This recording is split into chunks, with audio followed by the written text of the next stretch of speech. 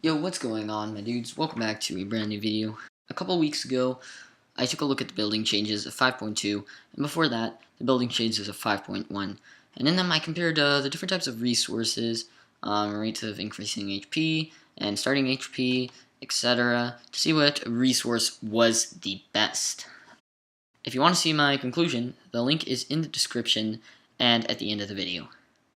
But in today's video, we aren't talking about building comparisons, we're talking about farming. So how do you optimize your farming and building to adjust to the 5.2 changes? Well, first up, we're going to take a look at metal. Metal is by far the hardest resource to farm.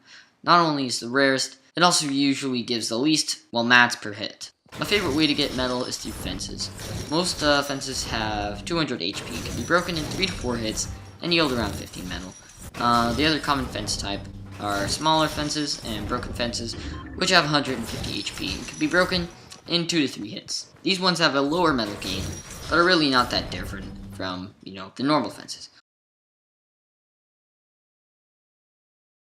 Next up, we have vans and trucks, which have 600 HP, and while they aren't as good as fences, they still are quite good, and give an alternative to fences if there's not really much fences around. Usually found around vans and trucks or cars. Cars have 400 HP and give a small amount of metal, at around 20. Once again, if you need metal, go for fences, and then cars, vans, and trucks, as they are not as good as the fences. There are also many ways to get metal, such as tables and chairs, which are littered around the map. Also trash cans, things like that. They really don't take much time of your looting and give just a small amount of metal, like 5 or 6. Next up, we have bricks. While there are good ways to farm bricks, there are also bad ways too. Break big rocks. This is the best way to grab yourself some quick bricks. Medium rocks are also good too, but not as good. Just avoid the small rocks, to be honest. Rocks are rather plentiful around the map. However, there's not too many ways to get the bricks, other than, of course, Easter Island Head, which you should break if you find one. Alright, and now the material we all know best. Wood has turned into, the weakest of all of the materials since, 5.2. However, it does have one thing going for it. Wood is incredibly easy to farm.